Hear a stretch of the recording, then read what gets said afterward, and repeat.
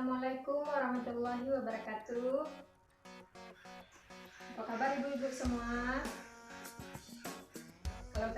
Kalau misalnya saya tanya apa kabar, ibu-ibu jawabnya Alhamdulillah, luar biasa, Allah Akbar. Begitu ya ibu? Oke. Saya ulangi sekali lagi. Apa kabar ibu-ibu semua? Alhamdulillah, luar biasa, Allah Akbar. Oke. Alhamdulillah, puji syukur kepada Allah. Selawat kepada Rasulullah. Alhamdulillah hari ini kita bisa berkumpul kembali di ruangan yang sederhana ini untuk mengikuti pertemuan peningkatan kemampuan keluarga.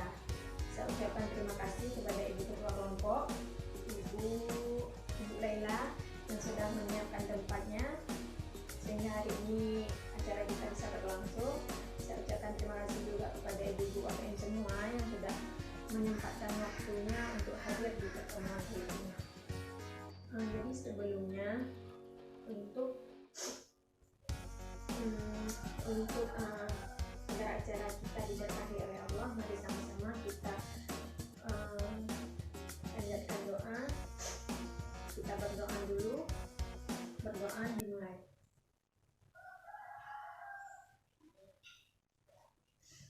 Berdoa selesai. Jadi ibu-ibu, minggu lalu kita belajar mengenai apa? Mengenai disabilitas. Dan hari ini ibu-ibu udah paham kan apa saja apa itu disabilitas, apa saja jenis-jenisnya, sudah paham? Oke, sekarang kita lanjut. Kita belajar sesi pentingnya kesejahteraan lanjut usia. Jadi ibu-ibu di sini sudah mengetahui apa itu lanjut usia. Sudah ya, lansia itu adalah usia lanjut. Nah, di sini ada yang lanjut usia. Oke, jadi kita pelajari dulu apa itu pengertian lanjut usia. Sebelum kita masuk ke pelajaran hari ini, mari sama-sama kita ice breaking dulu biar semangat ibu-ibu. Oke, kita ice breaking dulu ya. Kita tepuk hebat. Tepuk hebat. Saya hebat. Saya kuat. Saya cerdas. Oke, tepuk tangan untuk kita semua. Oke, kita lanjut mengenai lanjut usia. Jadi seperti yang ibu baca di sini, lanjut usia itu pengertiannya kalau menurut WHO, ini menurut Organisasi Kesehatan Dunia, usia lanjut itu ada usia pertengahan. Jadi 45 sampai 59 tahun. Lanjut usia 60 sampai 74 tahun. Lanjut usia tua 75 tahun sampai 90 tahun. Kemudian lansia sangat tua itu di atas 90 tahun. Kalau misalnya dalam program keluarga harapan, lanjut usianya berapa tahun? Iya, 70 tahun ke atas. Benar sekali. Kemudian lansia itu dia ada beberapa kondisi. Kalau misalnya sudah memasuki usia lanjut itu ada perubahan kondisi dan permasalahan. Yang pertama itu permasalahan ataupun kondisi fisik. Apa saja perubahan daripada fungsi organ tubuhnya sehingga suhu tubuhnya menyebabkan kulitnya kering ataupun keriput. Kemudian gerakan tulangnya mulai rapuh, mulai tidak kuat lagi seperti dulu. Kemudian ada gangguan panca inderanya, penglihatannya juga terganggu dan gangguan yang lain. Coba kita lihat nomor 2, gangguan. Yang nomor 2 ini ada gangguan permasalahan psikososial. Ini adalah permasalahan emosi. Misalnya kadang-kadang lansia itu cenderung emosinya tidak stabil dan itu juga terjadi perubahan karena ketika di usia lanjut perubahan seperti itu memang perubahan yang sangat wajar terjadi ibu-ibu. Apa saja? Adanya kecemasan ataupun ketakutan. Lansia itu merasa kesepian, Kan sering kita jumpai misalnya ada nenek-nenek kita mengeluh, merasa kesepian, merasa ingin ditemani oleh cucu-cucunya, oleh anak-anaknya. Kemudian ada takut penyakit, kesepian juga, temannya mulai berkurang, takut kekurangan uang, takut mati. Terus yang kedua, perubahan sikap. Nah, kalau misalnya udah terjadi perubahan emosi, pasti terjadi perubahan sikap. Apa saja? Contohnya itu cenderung diam di rumah, kemudian susah pergi jauh, memang sudah seperti itu ya. Kondisi fisik lansia juga sangat mempengaruhi kondisi psikososial, kondisi emosinya. Yang ketiga, dia berorientasi pada masa lampau, jadi sering membicarakan hal-hal yang terkait dengan masa lampaunya, masa lalunya, dan ingin kembali seperti masa lalu. Kemudian yang terakhir, hubungan dengan tetangganya kurang baik. Itu mungkin ada beberapa lansia seperti itu. Yang ketiga, spiritual atau rohani. Nah, kalau yang ketiga ini, apa saja permasalahannya? Kadang-kadang bisa jarang beribadah. Nah, karena jarang beribadah, makanya timbul perasaan kurang bersyukur, kurang sabar. Kemudian tidak tabah dalam menghadapi menerima penuaannya. Mungkin tidak semua lansia juga seperti itu ya Ibu. Kadang ini adalah permasalahan yang dihadapi oleh lansia. Namun kita tidak bisa melabelkan untuk semuanya, karena tidak semua lansia juga mengalami hal yang sama. Kemudian selalu menunjukkan sikap super powernya dan menganggap diri selalu benar. Ya, namanya juga orang tua pasti merasa seperti itu. Lansia pasti merasa bahwa mereka sudah memiliki banyak pengalaman sehingga memiliki sikap powernya, sikapnya kadang-kadang menganggap dirinya selalu benar. Itu adalah hal yang sangat wajar. Oke, ini 3 kondisi fisiknya, 3 kondisi fisik lansia. Kemudian apa yang harus kita lakukan? Misalnya kita berhadapan dengan lansia, kita misalnya di rumah kita sendiri, kita nggak beri contoh yang jauh-jauh, kita beri contoh di rumah kita sendiri. Misalnya di rumah kita ada lansia, pasti setidaknya dari beberapa poin yang saya bilang tadi ada yang nyangkut, ada yang sama.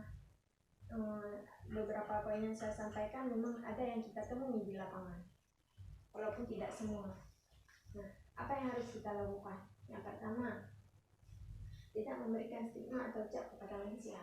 Kalau misalnya sudah seperti itu, kita ya bersabar saja, kita menghadapinya dengan tenang, tidak perlu memberikan stigma ataupun memberi cap, oh lansia orangnya seperti ini.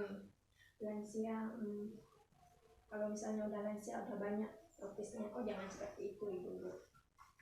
Yang kedua, tidak munculkan, menghindari sikap sensitif, misalnya mudah marah, mudah tersinggung.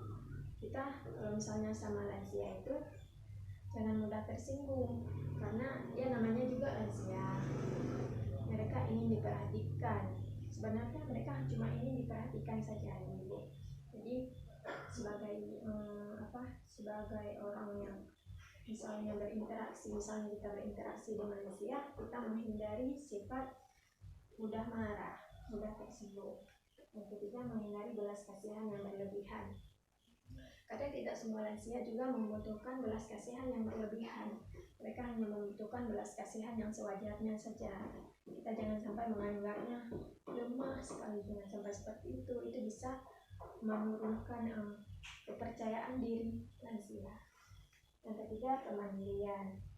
Yang keempat, kemandirian, memberi kesempatan pada lansia menunjukkan kemampuannya. Jadi walaupun mereka sudah lansia, kita juga perlu memberikan memberikan kesempatan untuk misalnya kepada mereka terlibat dalam kemasyarakatan, dalam hal-hal kemasyarakatan, ataupun misalnya terlibat dalam memberikan pendapat di keluarga.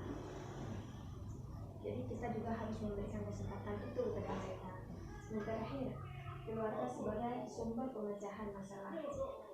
Jadi kalau misalnya ada permasalahan saat lansia, yang pertama sekali harus mempedulikan adalah keluarga, karena lansia itu memang banyak permasalahannya seperti yang kita sebutkan tadi. Jadi keluarga memang pihak pertama yang perlu memberikan perhatian lebih kepada lansia.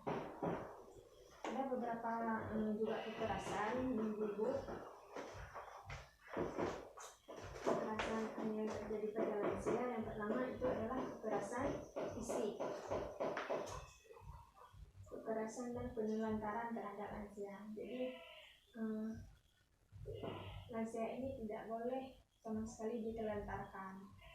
Ini ada beberapa jenis penelantarannya. Yang pertama fisik, misalnya mendorong, mencubit. Mendorong, mencubit lansia itu sama saja kita melakukan kekerasan, kita telantarkan lansia. Yang kedua, verbal ataupun kata-kata. Kita jangan menggunakan kata-kata yang menyakiti lansia. Gunakan kata-kata yang baik, jangan menakut-nakuti, jangan membentak. Karena lansia itu dia mudah tersinggung, sifatnya sangat, kalau istilah sekarang apa ibu? Iya, baperan ya. Lansia itu juga baperan. Makanya kita menggunakan kata-kata yang lebih sopan, lebih tidak menghina, sehingga tidak membuat mereka mudah tersinggung. Yang ketiga adalah emosi. Jadi ada juga kekerasan emosi. Ini contohnya apa? Membiarkan lansia sendirian.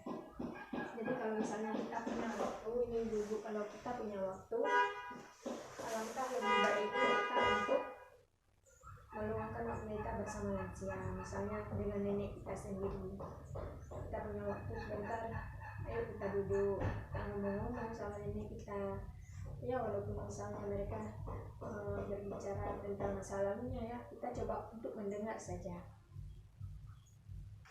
Kemudian mendiamkan juga itu sama saja dengan kekerasan emosi. Yang keempat, finansial. Nah, jangan memanfaatkan lansia, misalnya memanfaatkan uang lansia, itu sama sekali tidak benar. Menggunakan uang lansia tanpa izin, itu juga tidak benar ibu-ibu, karena itu sama saja dengan kita melakukan penelantaran terhadap lansia. Jadi seperti itu ibu-ibu ya, kita jangan sama sekali, karena kita juga ya insya Allah kita juga ini adalah lansia di masa akan datang. Jadi kita juga perlu mengingat bahwa ya suatu saat kita juga akan menjadi lansia. Maka lebih baiknya kita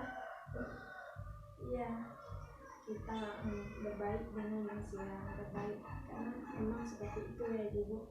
Karena ketika misalnya kita melakukan kebaikan kepada orang lain, maka kebaikan itu juga akan dibalas kepada kita. Apalagi kebaikan yang kita buat untuk manusia. Mungkin sampai di sini dulu penjelasan dari saya. Ibu di sini ada yang ingin bertanya? Tidak ada? Ya, semua apa yang kita pelajari ini bisa kita praktekkan di rumah, bisa praktekkan di lingkungan keluarga kita. Semoga ini bisa bermanfaat bagi kita semua, bagi saya dan bagi ibu-ibu semua.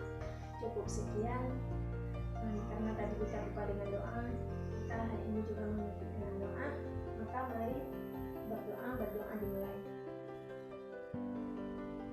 berdoa selesai. Terima kasih ibu-ibu semua, sampai jumpa di pertemuan berikutnya. Walaupun sesi kita sudah habis, tapi semangat untuk mempraktekkan semua sesi yang sudah kita bahas itu harus kita lakukan. Terima kasih. Mohon maaf apabila ada salah-salah kata. Akhirul kalam, wabillahi taufiq wal hidayah. Wassalamualaikum warahmatullahi wabarakatuh.